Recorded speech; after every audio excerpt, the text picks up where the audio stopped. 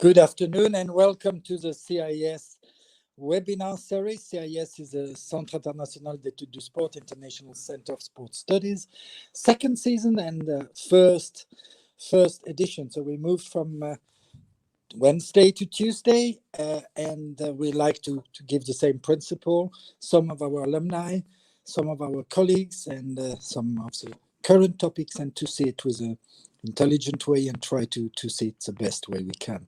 So if you like to know more about our thing, don't forget to connect and to link with our work. I would like to introduce today's panel.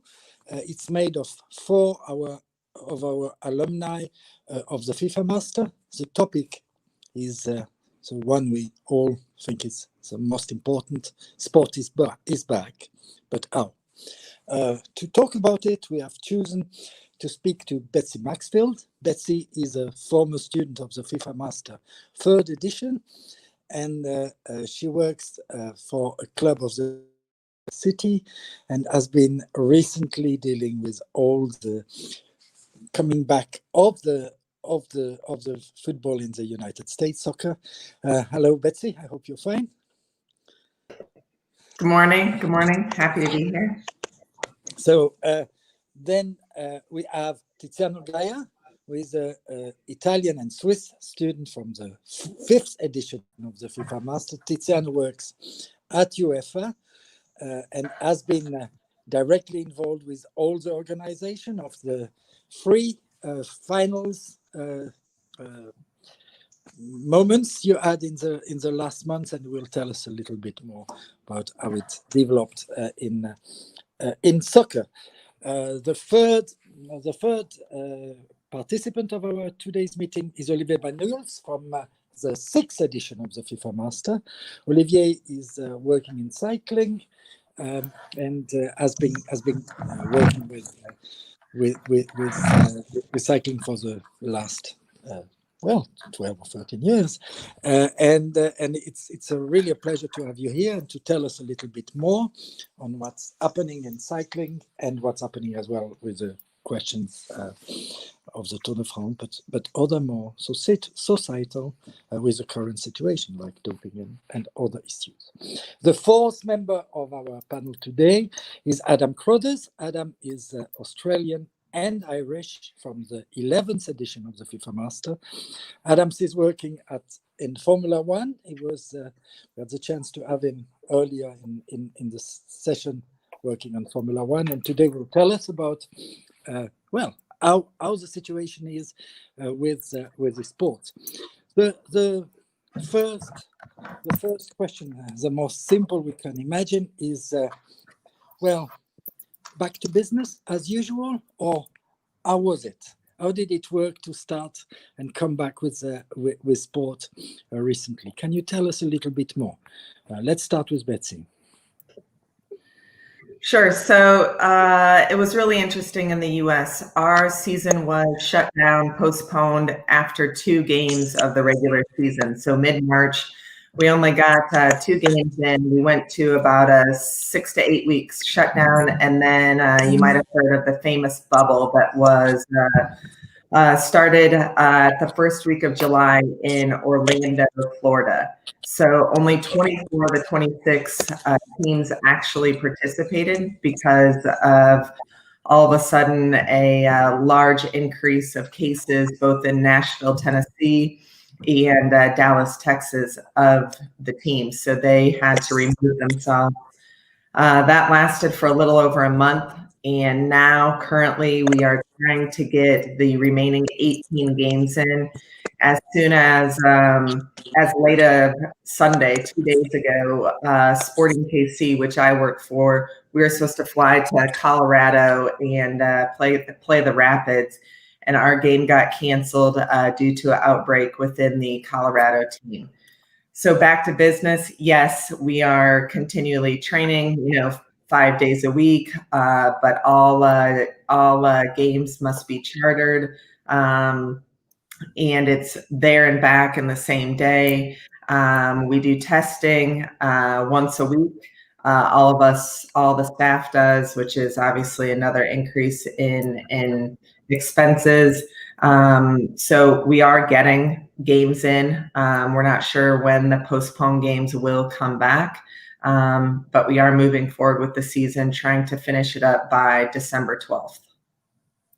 Thank you, Betsy. To remain with soccer, so UEFA was able to resume its competition in August. So can we say it's back to business as usual, Tiziano? No, I think it's the same. It's back to business, but by far not as usual. We had quite a lot of changes that we had to apply. We had to first a sequence of decisions had to be taken. So postpone the Euro for 1 year, which is not something which is easy. Then we had to let the leagues, domestic leagues, finish their competition until end of July. And then obviously we had to change our format. So we had to do less games to fit with the calendar. So we do the single leg matches, and to be able to do that, then we had also to concentrate everything into one country per competition. So then we decided to organize it in Germany, Portugal, and Spain for the 3 competition we normally have in May. But clearly the level of service that we provided was minimal. So we had only it was behind closed doors, and mainly was focused on the broadcast perspective and obviously on the sportive side. Thank you so much, Tiziano. Olivier, tell us about the cycling reality. Is it now we are at the Tour de France, and we can see that competition are back again. Could we say it's back to business as usual? Yeah, so my answer won't differ from Betsy and Tiziano on that point.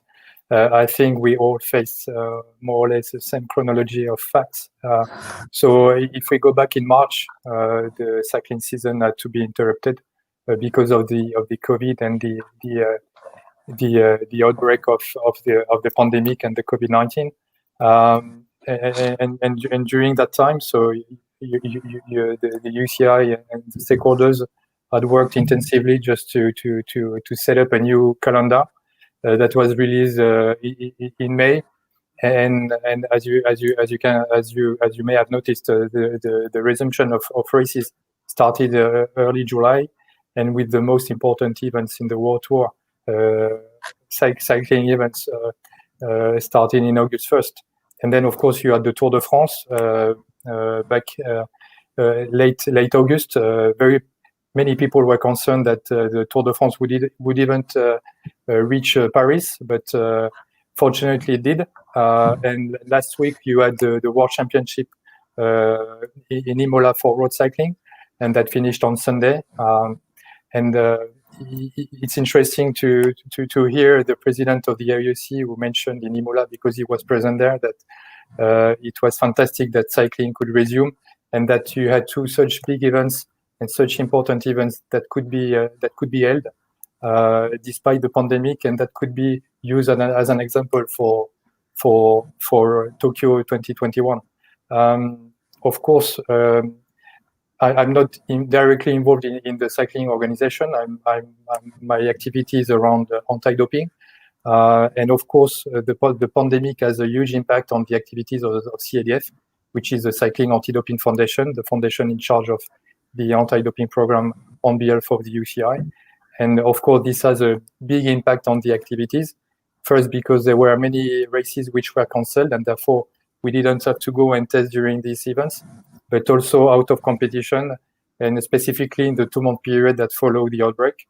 But it was extremely important for the sport of cycling that at least out of competition testing could resume to normal in order to ensure a level playing field for the events.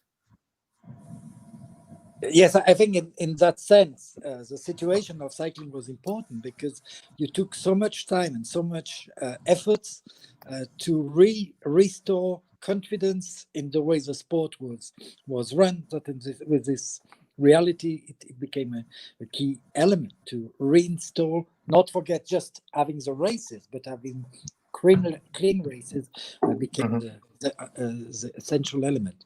What can we say about Formula One? I had a race just at the corner from my house very recently. For the first time, we had the Mugello circuit. We became a Formula One race. So the pandemic was the occasion to have a new race here. How did it work in the Formula One reality, Adam? Yeah, it's yeah, I'm sure you probably heard the screaming engines just down your hallway. You know, again, very similar to everyone else on this call. We're back, but we're certainly not back to normal. You know, being able to race again was first and foremost. You know, certainly at Chase's level, the CEO of our business, you know, finding out the quickest way to get back on track in the safest possible manner. You know, as Betsy said, the season was curtailed in similar fashion for us as well. You know, we were down in Melbourne, and unfortunately, we had to pull pin very last minute. And it's been a major challenge. You know, just managing the stakeholders within Formula One. You know, the teams, the drivers, the cities and municipalities, the staff, the technicians, the producers. It's a melting pot, and it's a cast of millions.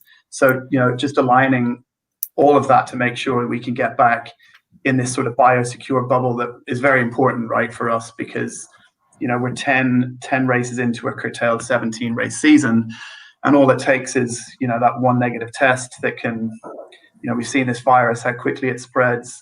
So making sure that is as tight as possible is no easy thing. So again, you know, I know Betsy was saying that they're chartering aircraft. We're very similar. We have to keep those teams in a very tight bubble. But I'd like to always look on the positive side of things, right? Just the way I am. And I think there's a silver lining here. Like, for example, Pierre, you said, this has given us a chance to race in places we haven't raced before or haven't raced in a long time. So bringing a race to Tuscany was massive, right? Racing on a track that normally doesn't have 4 wheels but 2. The drivers loved that, and they want to come back. So that's something now we're looking at. So the pandemic might, in a way, in a very, very perverse way, maybe enforce us to realign our thinking a bit about our calendar. You know, we're going to be racing in Turkey. We haven't raced there in a long time. We're going to be racing in Portugal and Portimao. So hopefully, when this is all said and done at the end of the year, you know, we'll have had 17 races, and a handful of those will be in places where we haven't brought the roadshow, and also, unfortunately, fans in all of those places won't be able to experience it. But at least it's good for our brand, you know, going to new territories and new cities.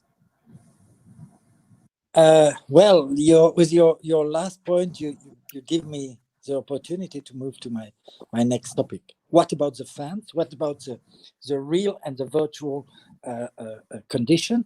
I think one of the main discussion we saw in the last 3 months about the return to sport is what is it without the fans, and how is the situation of the players, of the actors, about their safety, about how they feel about it.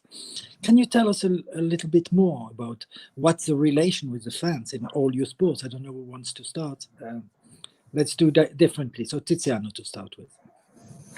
Yeah, actually, for UEFA, there was a pilot we just held last week in Budapest with the return of spectators, because all other competition on UEFA level are behind closed doors by decision, at least the UEFA competitions. So last week we decided to hold it with spectators. We had approximately 16,000 fans back. And what I can say is that my focus was not on the sportive side, so I didn't look at the quality of the pitch or the dressing room area, which I normally do.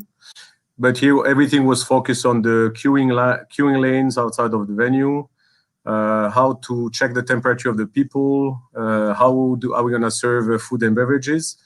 So it shifted completely the focus on the spectator side. And what you try to do, which I think it's impossible, is it's very difficult, I think, to make the fans, the real fans, the core fans, understand the necessity of the measures you put in place to be against COVID. Because what we noticed, the stadium was more than 90% with local supporters who didn't have an emotional connection with the match, and most of them behaved quite well. But for the fans of the two teams, so Bayern Munich and Sevilla, obviously when a goal was scored or when they had to celebrate at the end of the match, then social distancing was not possible. And I think that's also the perception, because then the team also went to celebrate in front of their fans, and in their mind probably it was good because that's normally what happens. But would have been better if they wouldn't celebrate, because then people congregate to make sure that they had a picture or a jersey or whatever. And it makes it the shift. You don't look just at the emotion that it creates, but you see out what could be the consequence of that behavior. And I have to say that it's a big change in the way that you see and you perceive the organization of the event. And is your role in that sense? Do they follow your guidelines? The supporters, the public, and the players. Yeah, I think we played with a capacity of approximately 20% only. Yeah, so, and the stadium is a very good stadium in that sense. The venue is very good. So what we noticed that people were quite compliant, whether it is in the city, in the public transport, and arriving at the venue, and also in the seating. We had defined seats, and we actually blocked the other seats to make sure. But as I said, it's more the emotional part, which is very difficult, which is actually probably when you said about the link with the players, that's what the players love is emotion. So you expect your fans to sing the song, you expect to celebrate the goals. And I'm not sure exactly how we're going to go back to normal with spectators if we have to keep social distancing when you watch a match and so on, because I think the fans, for them, is just the result that counts. So not sure exactly how to do that. Great. Maybe your colleagues have their ideas about it. Betsy, how did it go in Disneyland? Yeah, so each MLS team, we have 26 MLS teams, and each state got to dictate whether there were going to be fans in the stands. So only 3 MLS teams right now have a small percentage. In Kansas City, we actually do have fans. So we were allotted 18%. So where they come up with these numbers, I don't know. But that equates to only about 3,000 fans. Our facility usually holds about 18,500. The players are reacting to the fans. They're appreciating the fans. They're still singing and cheering the best they can. But you're right, it's not the same. We have the minute you receive your ticket on your mobile device, you get a time where you need to enter the facility. And then you must wear a mask during the whole game. You can only sit in pods of 2 or 4. And then there's, anywhere from 4 to 6 seats in between. Only half the concession stands are open, basically every other one. And then they've, when the game is over, they exit certain sections at a time. So you might be in your seat waiting 30 to 50 minutes by the time you're released. On the other side, all of our player appearances, community events, the golf tournament, all that's obviously been canceled. Our stadium is sponsored by a local hospital, and it has the naming rights. So the connection to the hospital is huge for us. And the players on a regular year do multiple visits to it's a children's hospital, and that's obviously had to start taking place over the Zoom calls or something like this, webinars. So that's been a huge kind of bummer, I guess, for all of us, and that connection to the local community, which is now gone. We do not have virtual fans. The other thing we've done is all employees that don't usually get tested. So the concessionaires, the people who tell you where to sit, they get rapid tested on the day of the game. So they come in 2 hours early. It's a saliva test, and if they are negative, then they can go in and work. We do that with the ball kids as well. Anyone who's on the lower ring, and then the actual fans cannot start sitting until about row 20, and then they can sit up there. So the only people down in rows 1 through 19 are, we call them tier 1 and tier 2. So it's the technical staff and people like myself who get tested, 3 to 7 times a week. Oh, 3 to 7 times a week. So it's a very large figure. In your position, Betsy, as a players care director, you probably see more than anybody else how the players have reacted to the situation. What was their reaction? Did they enjoy the fact that the most important is to go back to action, or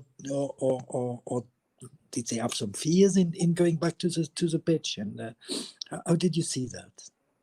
Yeah, I mean, you have 2 groups of people, right? You have the 18 through 23-year-olds who are just like, get me on the pitch, let me do anything, and are willing to get out there, and they don't think outside themselves, right? And they were the ones that were living by themselves and were bored out of their mind. A lot of them started buying little pianos and taking up guitar lessons and trying to do anything with their time. Where then you have the gentlemen, the players that may have, family at home, and maybe their wife is diabetic or their mom lives with them and has some conditions. So we even had a few players that, when we called it optional mandatory practices, late June, that they decided that they were not going to participate because they kind of wanted to see what the medical guidelines would come out and what would be released. And then we've had a lot of players that have opted to not send their children back to school because they thought that was just more and more exposure. So I've been tasked with finding some of them, nannies or alternate care, or putting some of them in pods, we were calling it, so they feel like their children wouldn't be the ones to bring it back to them, and then they would be bringing it to the team. So we were having to kind of mitigate or think about all these different scenarios. Yeah, well, it's clearly in a sport like cycling, where you still cannot forbid the people to go on the street next to the athletes. How did you deal with all that, all these issues of the safety of the public and the safety of the athletes? Well, I'm going to disappoint you because I'm not working directly on the organization of races, but it's a very interesting question. There is a risk assessment that is requested to all race organizers before the race take place, and there are, of course, many criteria to take into account, and depending on the risk score, there is the need to put in place some specific measures to mitigate the risk of spreading of the virus. And of course, one of the points that you mentioned is clearly the public. If we take the rules that have been put in place by the UCI and the stakeholders in order to enable the resumption to cycling, has been the implementation of a team bubble, team peloton, which prevent anyone outside this bubble from getting into this bubble, and therefore getting in touch with the athletes and the team staff. So if we take the example of the Tour de France, I mean, there were restrictions at the start area, at the finish area, but of course, as you said, you cannot prevent people from going in the alongside the streets and to cheer the athletes. But if you take the zones where the athletes were present, there could not be any contact between the athletes and the spectators. So this was very important in order to protect the athletes. And just to go back to this point about this team bubble, as part of my work at the Antidoping Foundation for cycling, because we are in direct contact of the athletes, because our work is to ensure that the athletes are not taking prohibited substances, and therefore we need to control them. And in order to control them, we need to be with them. So we need to put in place some safety measures. We need to put in place the social distancing that was mentioned before. We need to avoid any contact. However, we still need sometimes to collect some blood samples, and therefore we have direct contact with the athletes. So considering the overall context and the importance of these team bubbles during the races, what has been decided for all the doping control personnel, and this is what mentioned Betsy. So we also had for our doping control personnel, those persons who are in charge of collecting samples, to have some COVID test, PCR test, either saliva or swab, in order to ensure and to provide the guarantees to the teams and these team bubbles that our doping control personnel was COVID tested and negative in order to perform these doping controls. And this also applies to the persons working with the doping control personnel. So that could also include the drivers, because once you have a bubble, you need to ensure that the bubble around the doping control personnel is also safe. So the implications, yes, for the safety of the athletes is very important, not only from the perspective of the public that you mentioned, but also for those persons working around the athletes. Yeah, I just, before I give the floor to Adam, just wanted to, on a different note, to tell you that the 21st edition of the FIFA Master, you're all alumni, started last week, and they are all in Leicester in a bubble, still in their hall of residence, getting lessons. And next Monday they will get back to classes, but the concept of the bubble is used as well for the FIFA Master students. That's another side of the sport. Adam, Formula One, that's one of the elements that has been, when we imagine Formula One, we imagine all the people who are there, the sponsors, all the elements, so they could not take part probably in all the new ways that the competition was seen. And how did you manage to make them understand that they could not be there? The same with all the public was so used to celebrate with the people. I saw it with the Mugello Grand Prix, the number of police people who were close to the area to certify that no one would arrive without already a ticket was huge, and it apparently was essential. Yeah, absolutely. And again, we're no different to whatever, exactly what's been said so far, making sure that the whole success of the return to racing protocol comes down to, being incredibly, militant almost in how you manage, who can get in and who can't. And Betsy spoke about the robust testing the MLS are doing. We're no different. People within the business here or either our stakeholders, so teams and drivers, the level of testing is incredibly robust. But hitting on your point, I mean, first of all, on the fan side, before I come to the sponsors, we're probably a little bit different to what Olivier was saying and Tits and Betsy on their respective sports, in that there's a natural barrier, right? When the drivers get into the car, it's very difficult unless, as you saw in Mugello, they try and get closer to each other than they probably should. But naturally, there's in a football match, when you've got 22 different people on the pitch, the interaction is a lot higher. In a car, it's a lot different. And naturally, again, there's a barrier then in terms of how the fans can react with the drivers. So we're probably a little bit of an outlier there, but it is a major challenge. This is, we have a race coming up next weekend after next at the Nürburgring. We're bringing fans back there, albeit, we normally take in 150,000, 200,000 fans of our weekend. We're only going to have 20,000 fans roughly at each day. But again, that's a great step for us.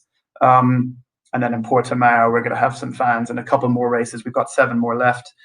But I'm glad you asked the question, Pierre, because we're a commercial business, right? So we have commercial stakeholders that prop the sport up, right? They're the ones that keep the sport going. And when you think about these, for them to activate their sponsorship remotely is almost impossible. It's really, really difficult when they can't be there on the ground to sort of leverage that. I'd love to hear from the rest of the group on that, of how the MLS deal with that and UEFA. But it's really challenging.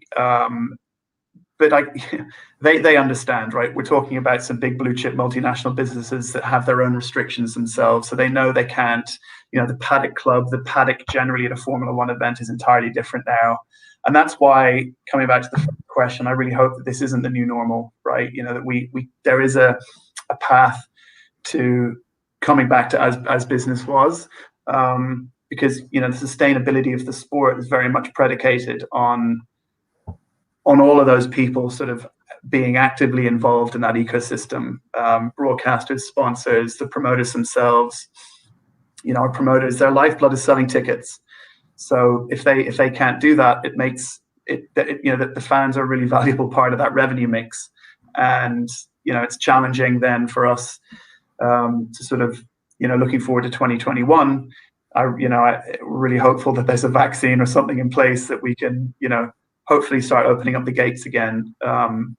But yeah, I mean, the sponsors and all of the commercial people within that ecosystem, we really look at them the same way as we do anyone else in that, it's important that we try and provide them a path to coming back in and leveraging their association and participation within the sport.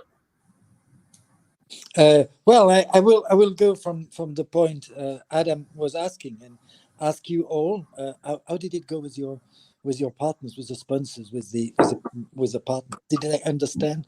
Did they collaborate? How is it working? I mean, who wants to start? Tiziano, yeah. Yeah, I can. I think which was a bit like Adam said, like there's a big understanding from their. I think first because everybody's in the same situation. Some of them had travel restrictions, so they couldn't even travel to the destination. But at the same time, we had the new ideas to bring something for them. So I don't know if it was if people saw it, but there was like a new way to do the players escort, and actually we put a screen at the team arrival for the players to say hello to the MasterCard kids. We had also like more digital activation happening. And we did some virtual tours of the stadium. So all things that we were not doing before, but we felt it was important within the measures that were in place to bring something back to them. But they were not. You could see that they were not too pushy. So they understood that there were limitations. They understood it was not easy, especially not. We talked about the bubble. So we kind of restricted any activation on match day -1 and match day when the teams were there. And especially not in the dressing room area. So the dressing room area was completely blocked off to only people who were tested. And they understood the situation, so they tried to get the best out of it, but knowing the limitation. But it brought some new ideas, which I think in the future we probably will use rather than doing the old style. We'll probably implement some of these new ideas in the future because they are a bit, in a way, easier to implement. Like the pre-match digital impression on the pitch rather than bringing kids on the pitch or anything like this.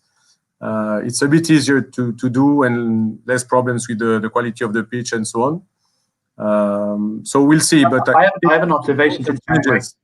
I just have a question on that. Like, I have a view that sort of sponsorship and the activation was sort of running away with itself. The costs were coming inflated and it wasn't sustainable, right? And maybe this is, in a way, a chance for us to recalibrate, because I saw some of the stuff you're talking about, working in digital. I think it's awesome what UEFA have done.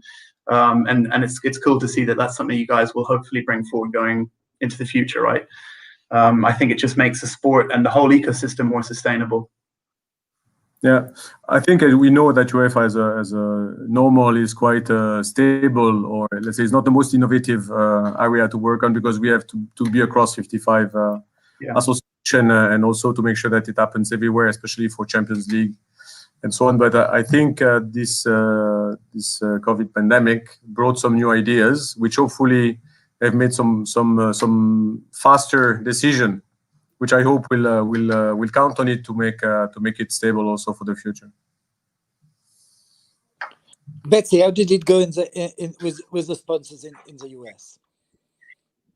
Yeah, so I think you just have to over-deliver now, and you have to get creative, right? No one wanted to be in the situation of having to give money back. We're all losing money, and that's the last thing in sponsorship that I know our club wanted to do. So we kind of took the approach that maybe it was a 3-year deal but we're going to add another extra and make it a 3.5-year deal and try and recoup the money on the backside. The other thing with the digital imaging on the field, on the sidelines, we've definitely done that because all of our games are broadcast both throughout the Midwest, online, and through the US. The other things is, we sold the left patch of the jersey, and now we said, okay, we're going to bonus you and also put your same patch on the right side as well. And we got approval from the league to also put, their patch over here, where regularly it was supposed to be the MLS league patch on that side. So we've had to get definitely creative. We've tried to do, digital campaigns, whether it be on Twitter or Instagram as well. And we always have a training champion of the day. So we always highlight, a group of players after training each day. Well, now all of a sudden that was sold to a sponsor, and their photo is watermarked on the corner of the Instagram post every single day. So yeah, you just have to get creative, sell new assets that you didn't even realize were assets, and then over deliver and hope that, like everyone said, they're in the same position, they understand, and we will make it up to them, and just kind of keep trying to move forward. Yeah, and for the Tour de France, for example, the caravan has been since century one of the essential elements. So it has been completely changed, is it? Yeah, it was slightly reduced, yes, indeed. But getting back to the Tour, as you mentioned, this was the key race in the season for cycling.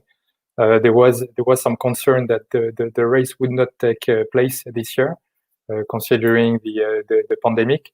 There were indeed some concerns back in March, as I mentioned before, when the pandemic was announced and its outbreak. Before the race took place and its possible cancellation, there were some concerns that indeed some sponsors and the sponsors financing the World Tour teams would leave, but it did not happen because the race took place, and this was absolutely reassuring. Getting back to the field of anti-doping, of course, if we go back as well back in March after the pandemic, so of course the activities of CIEDF were reduced in a significant way. Hopefully we maintain a certain level of activity and we resume to out of competition in a normal way and beyond the expectations, as I may have said before. And this was, of course, the message from all the stakeholders, the UCI, of course, the riders, organizers, to protect their event, but as well the teams and the team sponsors, because what they absolutely want is a clean sport, and this is absolutely crucial for the image of the sport. And of course, the COVID-19 and the pandemic may have raised some concerns during this period where tests could not be conducted as it was in the past. So the messages that we got from the stakeholders, including the sponsor that you mentioned, was please go back to normal testing as soon as possible. So, and this was absolutely key for us. Of course, taking into consideration all the safety measures that were put in place, but the message was please resume to normal testing as soon as possible. And we achieved that, and this was very important. Yes, clearly, it's clearly an essential element. I mean, if I may, one of the critiques we saw over the reassuming of the sporting events has been the number of testing that has been done. It was huge, when at the same time it was more difficult to get. Do you receive a lot of critiques regarding that, or is it just a media element that has been there on the headlines for a while and went very quickly over? I mean, if we take in the framework of the Tour de France, there are always many things which are said about doping and anti-doping. What we've done is a very thorough work in order to deal with this pandemic. Of course, setting up some specific measures to go back to testing, but also taking the time just to evaluate all the situation, go through all the data that we have, and clearly there are some criticism around, and there were some criticism from athletes during that period who mentioned that there was a lack of testing. But this is something that is not only for cycling, but it's something that touches all the sport community. This is something that is the pandemic had an impact on all testing, not only cycling. And of course, this is an issue for the World Anti-Doping Agency that has been tackled. Great. No, thank you very much. I have a small technical problem. I cannot see the questions that are asked. So if some of the questions arrive on the screen, it's the best way. So the first one, I get it now, is what do you feel was doing to be the domino impact to be the domino impact in the two strike rule effect happened in the recently conducted TDF? I don't understand what. Oh, Tour de France. TDF is Tour de France. Sorry, I didn't get the Tour de France. Yes, Olivier. The strike rule, I mean, for related to the COVID test. Is that correct? Yeah, probably. I discovered the question as you did. So, yeah, so there was a rule that was implemented that mentioned that if there was... Two strike rule.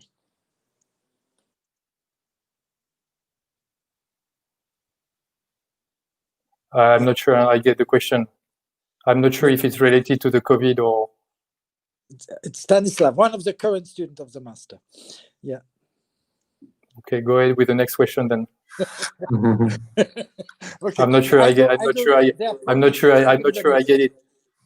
The two strike rule. I'm not sure I get it. So I'm not sure if it's related to the COVID.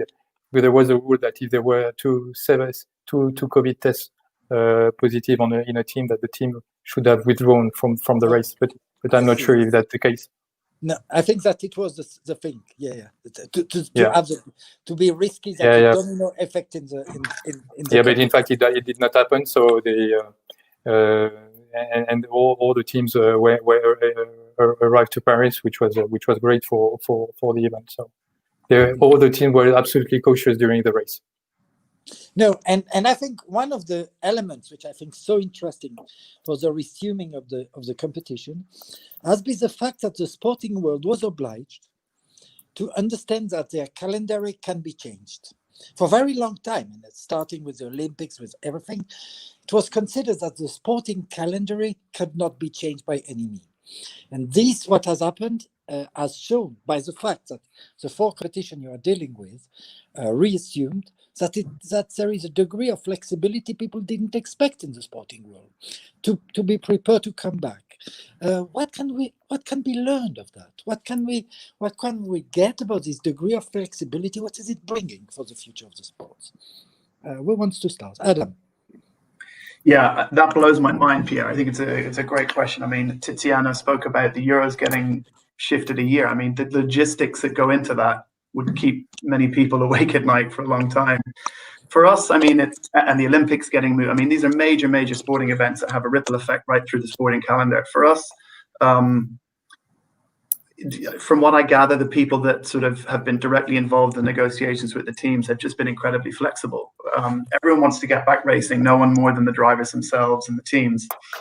You know, if we're not on screen, it's sort of much like an airplane, right? When an airplane's grounded, it's not making money. And I'm not just saying it's a commercial position here, but you know, if we're not racing, the brand is not doing anything. So, you know, we did some amazing things virtually with the virtual Grand Prix and esports and filled the gap as best we could. But I think that the teams and drivers realized actually that the whole lifeblood of what we stand for, the DNA of the sport is racing, is wheel-to-wheel racing. And they showed a huge degree of flexibility. I mean, it's not easy. I know we often look at it and say, oh, you know, the drivers and, you know, a lot of the stakeholders within sport get paid a huge amount of money. You know, it's not that hard to get into a biosecure bubble, but when you're doing it for months on end, it's not an easy thing. And you know, it's great that they've bought into our plan about getting back to racing and, you know, the level of testing. It's a very unusual circumstance, I think, for a lot of these people, but we've been fortunate they've taken a pragmatic approach because it was sort of binary. It was either that or we don't race. You know, it wasn't like we had a number of different options. So, you know, the overriding position was, how do we get back in a safe environment? And the path that we chose has sort of worked out. You know, Olivier spoke about the Tour de France, getting all the teams into Paris, Champs-Élysées. That's an amazing effort, and we're not too far away. We're seven races away from hopefully doing that ourselves, getting to Abu Dhabi with all the teams. So I think it has to come down to flexibility and a pragmatic approach. Definitely, yes. And I think one of the, I mean, we just had a point made by one of our readers to say that in Europe it works, but in Kenya sport has not reassumed yet, and many countries outside Europe and the US, there is a difficulty to see sports coming back to normality. Do you see that we are very privileged in Europe and the United States from this point of view? Who wants to start? To have sports back. UEFA, tell us, Tiziano. Do you think we're very privileged when you hear about the other confederation? Yeah, I think overall, yes, we have the resources. We had also, for example, we had a huge support from the local authorities, whether it's in Germany or in Portugal, because you need as well. You can organize at the venue, but you need as well some medical guarantees and so on. So we had, and I think the position of UEFA in that sense is privileged because they have means from a resource point of view to be able to face this type of questions. And what we put in place in whether it is in the 3 tournaments or the Super Cup is probably very important, but at the same time, I don't see a small club in a small federation, or even for a federation, to be able to do the same type of implementation. And I think, as we saw some of the games at European level for the qualifying games, Q2, Q3 of Europa League and Champions League, had to be postponed because obviously the means are not the same equally across Europe. And what happened is that some teams have been disqualified or lost their match, because they had a few cases of COVID where the top teams, obviously they are tested enough, they have enough, the facilities, the infrastructure, the number of people, the number of players to be able to face that. So I think in Europe, when we say Europe, I think there are certain parts of Europe who can do it, and it's not gonna be in every part of Europe. Mm-hmm, mm-hmm. And one of the elements we can learn probably from the COVID is how the various elements in sports live means. Live without public on television, live with the public is a must. How is it? What is I wouldn't say the post-COVID, because we are still in the COVID, but what lesson can be learned from the situation, and what can it help to imagine a sport afterwards? What would you say as a conclusion, each of you? I will give you a few minutes each to see what has been learned from this, and how what has been doing in this situation to see sport again can be kept for the future. If there is one or two elements you would keep, what would you keep? Let's start with Betsy. So I think with us, we learned that our young players have great potential. With the changing of the schedule, we had a lot of games, or we are having, anywhere from, instead of 1 a week, 2 a week, sometimes 3 a week now. And so there was a whole hashtag that started in the MLS that was Play the Kids. So we have, every team has what we call homegrown players, or academy players that have been signed anywhere from 15 to 18 years old. And those players don't always get a lot of playing time. So now with the condensed schedule, now a lot of those players are getting a decent amount of playing time, because maybe there's injuries or there is a COVID case. So those young guys are getting the opportunity to step up. So I'd like to see and think that in the future, we're going to be playing, more than just our top 18. You're going to go into the depth of your roster, because you do have a roster of 28 to 30 players. So that's, I think, number one.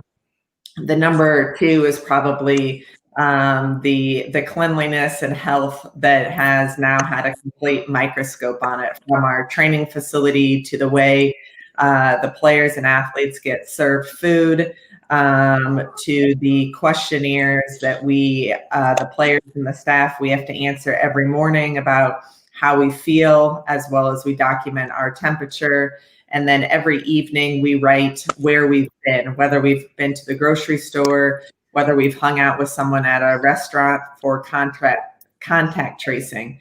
It'll be interesting to see if something like that is also implemented in the future with just more or less the health. Every day it's, do you have a sore throat? Do you have a fever? Do you have a sinus infection? And it's, 10 quick questions that the athletic trainers are actually really enjoying getting the data. So on the team side, I'd say those few things.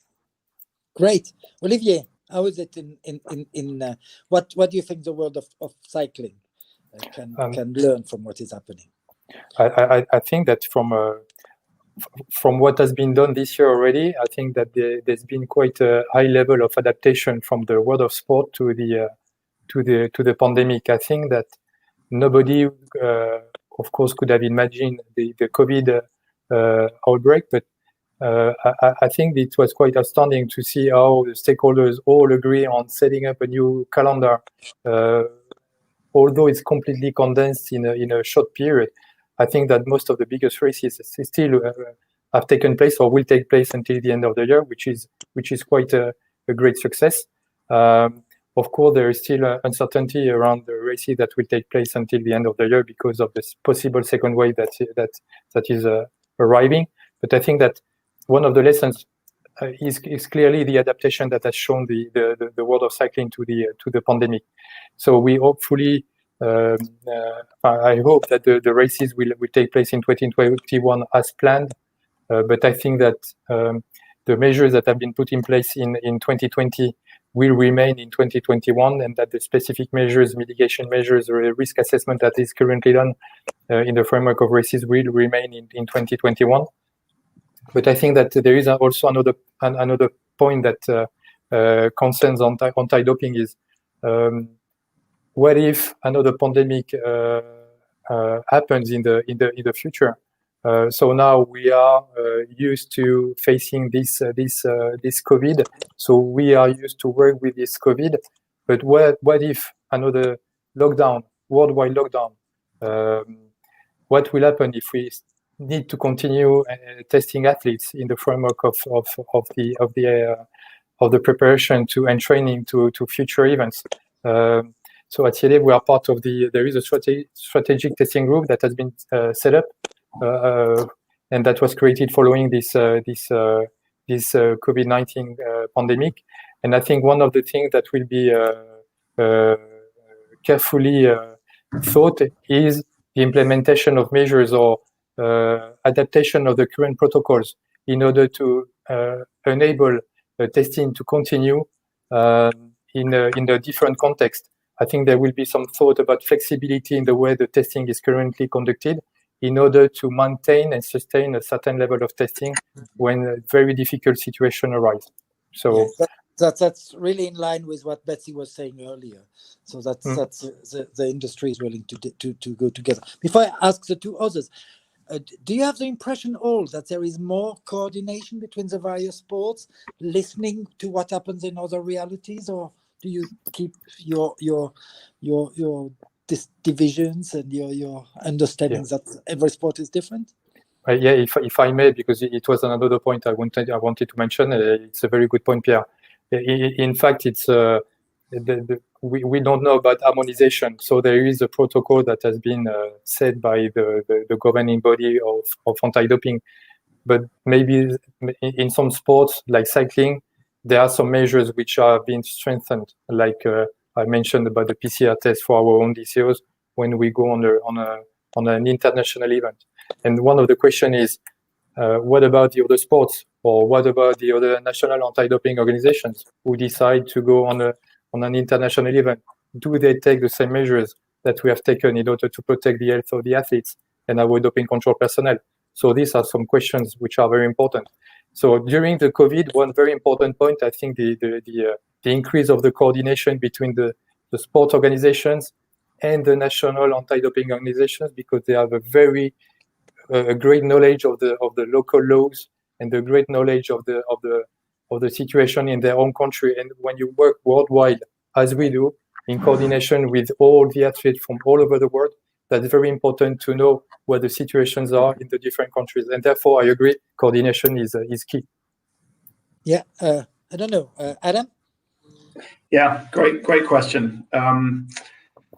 We do. I mean, the notion, Ross Braun, the director of motorsport here, spoke about it back in early April, about the notion of this biosecure environment. And I know they worked or have worked with other stakeholders with other sports. So with golf and tennis, you're seeing it now. The same thing has been rolled out.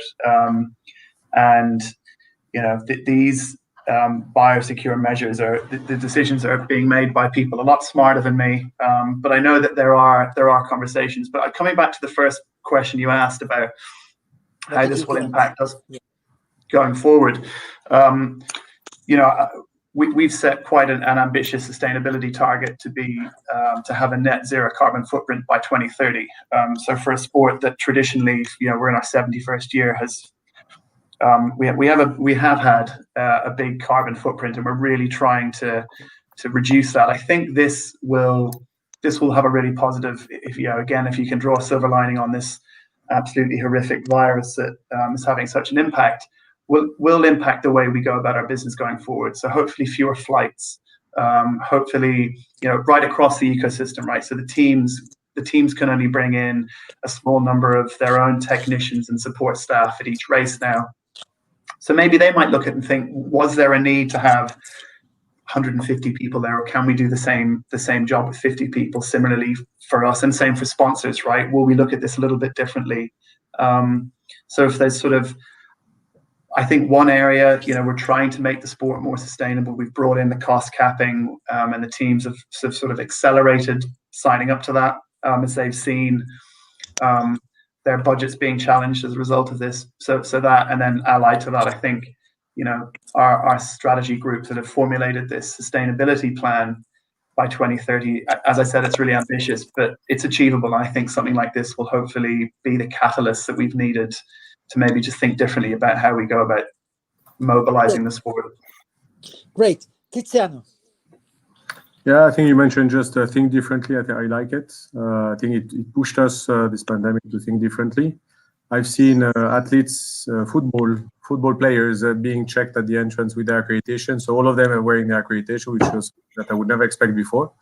So I think that we should take the opportunity of this change in a way, and adaptability, as mentioned by Olivier, in the fact that we can probably shape it differently. And I hope that some of the things that have changed because we were forced in the last few months will be kept in the future. We also put for the first time, especially on Champions League, where we always increase the number of staff. This year we had actually quotas for most of them, including broadcasters, and it still worked. And still people were happy from a broadcaster point of view, from also the teams were happy about the way it was done. So I think we still delivered something which was very good for them, but the way that we delivered that was very different and probably more controlled. But I think we should try to learn from that and bring that into the future as well. Great. And I think, well, this meeting showed that in between our FIFA Master alumni, you speak to each other and you can bring what's happening in one sport to the other. And I'm very pleased that we gave our very small participation to it. I would really like to thank you all for your great participation. I'm sorry if I was not able to get all the questions. Well, it was a great element. We take the next one in 2 weeks. We believe that a 2 weeks gap, so Tuesday in 2 weeks we'll have the number 2 of season 2, and it will be about the financing of sport with this crisis. So show the money. How can we finance sport after this crisis? It was a pleasure. Don't forget to get in touch with us, and it's always a pleasure to be with you. Take care and see you in 2 weeks. Bye. Thank you. Thank you. Bye. Bye.